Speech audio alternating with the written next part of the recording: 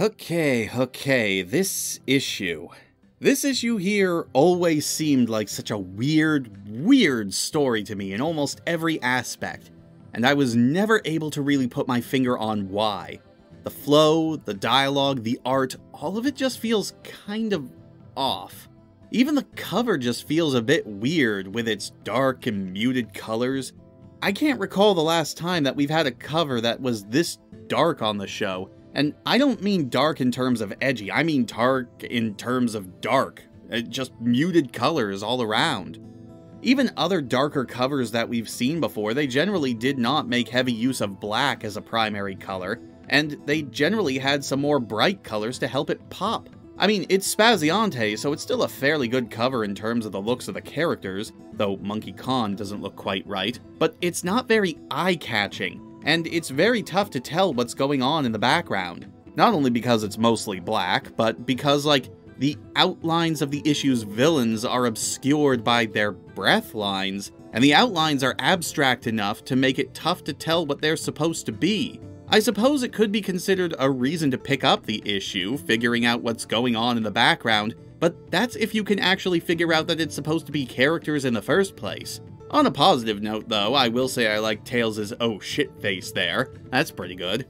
We open on Sonic and Tails apparently having abandoned the tornado, flying in the sky courtesy of Tails' propeller tails, lamenting the fact that Naugus' trail seems to have gone cold before coming across a mountain of fire. Not an erupting volcano, just a mountain that is completely engulfed in flame. And it's here where I realize why this story feels a bit removed from the ongoing plot, and why the art feels a little bit off. This issue's story and pencils are done by Frank Strom, who we met about 5 issues ago when he brought Monkey KHAAAAN into the world. So I guess the hunt for Naugus is being put on hold so we can have some more Journey to the West inspired fanfiction, right?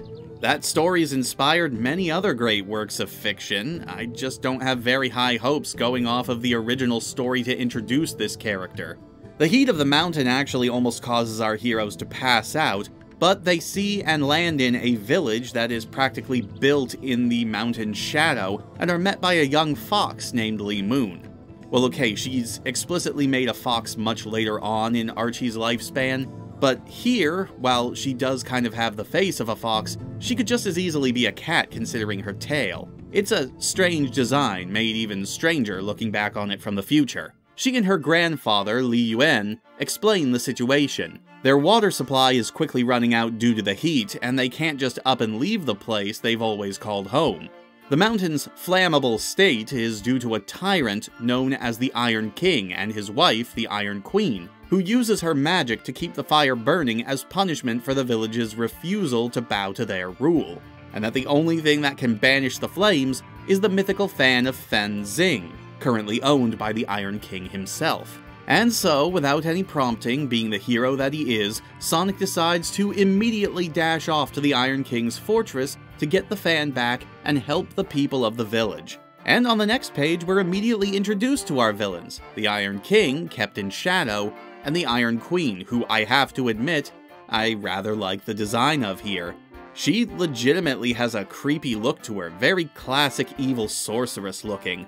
She's using her magic to scry on Sonic and Tails, seeing them approach their territory, and while the king is cautious, the queen is delighted to have something to stick her new toy on, and we're shown an image of Monkey KHAAAAN in her staff. Cut back to Sonic and Tails, running through the incredibly hot area near the mountain, and at first, Sonic is elated to see some storm clouds gathering above them, until he and Tails are almost fried by a few lightning blasts from said clouds.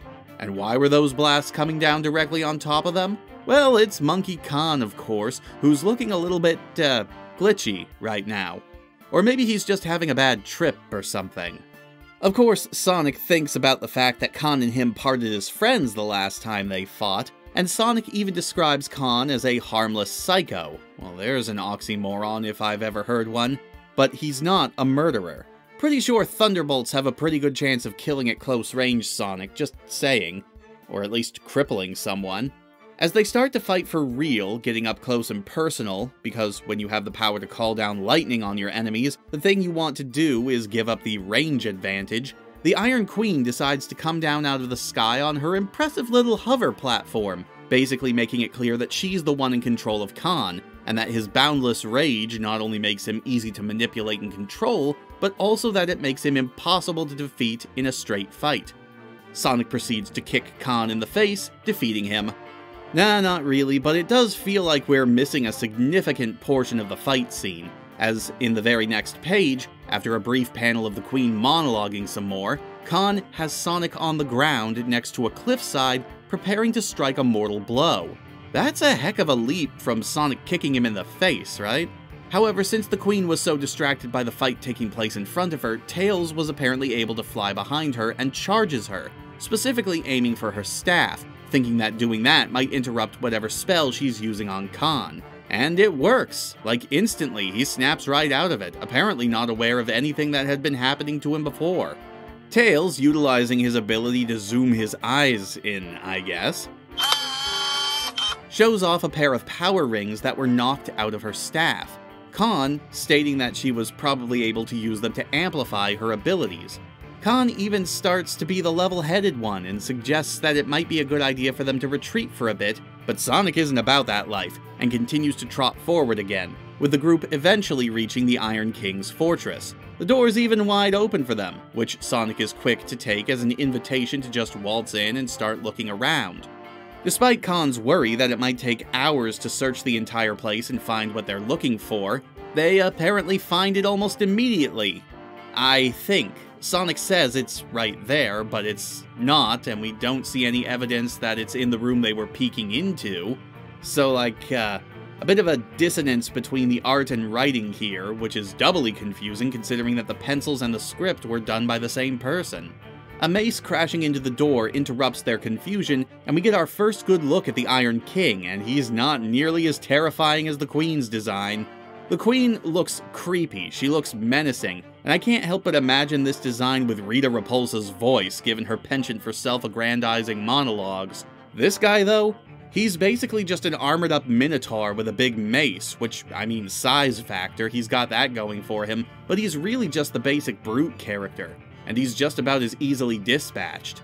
Sonic and Khan barely start up a fight with him before Tails finds the fan, gives it to Sonic, and Sonic uses it to blow him away in a very weird pose that definitely doesn't look like he's being blown away by wind, so much as someone knocked over an action figure of him.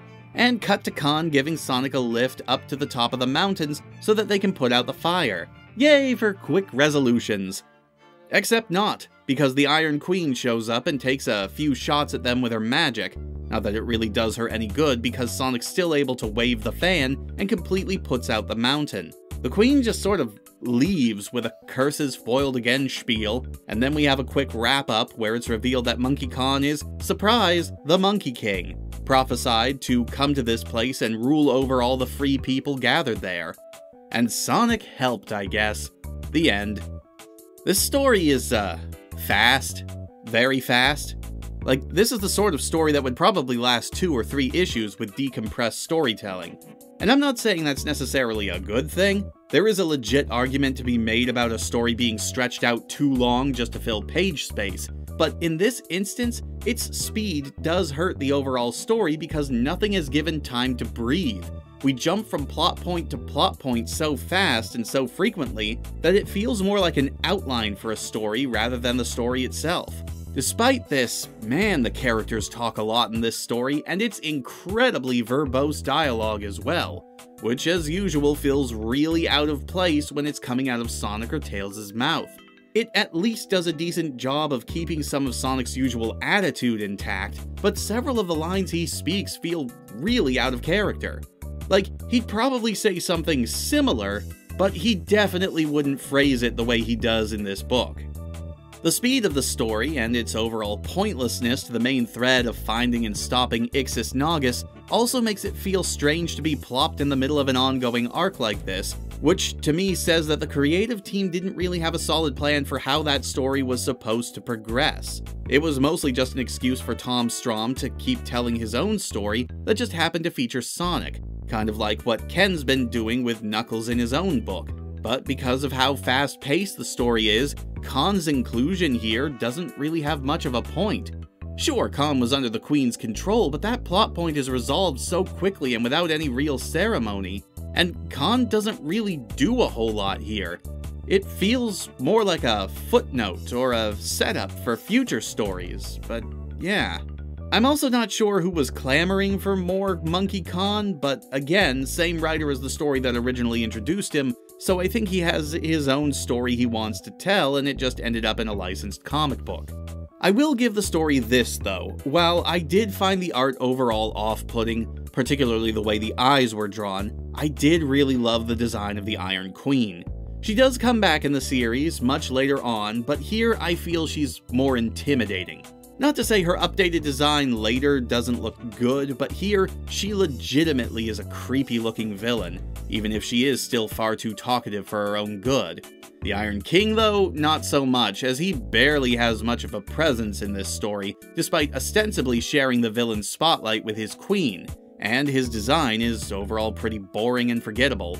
But we're not quite done, as we once again have ourselves a backup story, this one focusing on Sally and King Max, and it's forwarding one of the comic's ongoing stories, though it's one I really wish wasn't ongoing. Who's ready for some father-daughter melodrama, huh? We open on Sally walking into her father's chamber, where he states that it's high time they had a little talk, just the two of them, specifically about how she's been questioning his judgment ever since he tried to have the Robians disassembled, despite him not being in the right state of mind at the time. Yeah, but despite apparently being yourself again, you're still being a secretive jackass, as demonstrated when Sally points out that he's still referring to them as Robians rather than Mobians, treating them as essentially a separate species. He leads her down a hidden passageway, down into a chamber under the castle, introducing her to the link to the source of all. Yay, my favorite. The king states that usually the royal child would be immersed and linked with the source upon their 10th birthday, but for obvious reasons that wasn't possible, what with the coup and all. Her father, still talking with all exclamation points, points out that she will be the very first woman to ever be linked to the source in the history of the family. Ah, I see, so it really was the male's privilege to have the knowledge and access to the supposedly omniscient pile of goo. Cool, great, fun. And just to add to this guy's unlikability, he also immediately states that Sally will have to find herself a suitable husband to carry on the Acorn name. Sally points out that she doesn't really want to marry anyone right away, even bringing up casually that Sonic would probably run as soon as she mentioned the subject, implying that if she did ask anyone to marry her, it would be him. This absolutely sends her father off the rails, sending him on a multi-page rant that can basically be described as Boomer knows best, as he states the source of all knows exactly who she's supposed to marry, or some nonsense like that, just as he was betrothed to Alicia, Sally's mother that way, when they were both 11 years old. Fucking ew. And according to the king, and probably the source of all, the perfect mate for Sally, and by extension the perfect king for the kingdom, is Antoine. Sally, naturally, upon hearing this, makes it very clear that she is not about to let her father decide who she can and cannot marry, to which he responds with threatening to strip her of her rank and title if she doesn't do as he orders and marries Antoine. Just to let it sink in how freaking disgusting this whole situation is, there's even a "that's not fair, life's not fair" exchange. Sally, understandably, is overcome by everything that's just been dropped on her, and says she can't give her father an answer now and leaves, with him saying he'll give her time to ponder her options, but thinks to himself that if she doesn't do as she's told, well then, he's going to have to go with his other option, with the blurb at the bottom implying that it's going to be Ken's favorite creator's pet, Jeffrey St. John. I hate this backup story so damn much. I've already made my distaste for the whole idea behind the source of all very well known, and the fact that it's going as far as to dictate who she should marry now gives me flashbacks to the idea behind the echidna's soul touch, where alleged genetic matches are drawn to one another by some sort of unbreakable, invisible force that dictates they have to end up together and procreate. The entire idea behind this is just gross enough, a parent essentially trying to force his daughter into an arranged marriage out of some sort of sixth sense of tradition, or that he was told to do so by a giant glowing pool of spunk. The fact that Sally just doesn't out and out say screw you, even after he threatened to strip her of all of her authorities, also doesn't sit right with me. Sally doesn't strike me as someone who would just take that, regardless of the fact that it's coming from her father. Heck, she even starts off by defending her right to choose her own husband, on her own time, and then wilts as soon as he threatens to take her princess privileges away. And what makes it even worse? Given hindsight and knowing Ken's modus operandi when it comes to shitty fathers, we're still supposed to see Max as a good person here. A harsh person, but he's still shown to be someone who is in the right.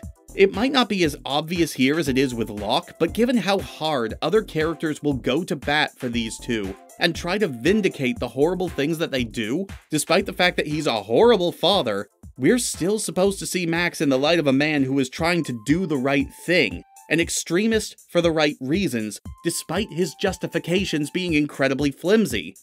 The goo told me to is not a compelling argument. I will give the story this: the art here is much better than it was in the main comic, helped by the fact that it's good old Monkey KHAAAAAN working on it. And I mean no hyperbole when I say his art is the best part of this by a wide margin. He kills it, especially with the expression work. Sally in particular has some excellent expressions all throughout the story, though King Max almost never shows any sort of emotion in this story beyond anger. If I did have one criticism, it's that sometimes the dialogue and the expressions don't really match up together properly with what's being said. Well, Max doesn't really have that issue because he's always being loud and angry, but some of Sally's faces, not really excellent matches here and there, and it's not super bad, but it could be better, but overall, that's a pretty minor complaint, I think. Well, I'm curious where we're going to go from here, so let's say we stick around with the Sonic comic for a little while longer and see what happens over in issue 61. I'll see you next time, everyone.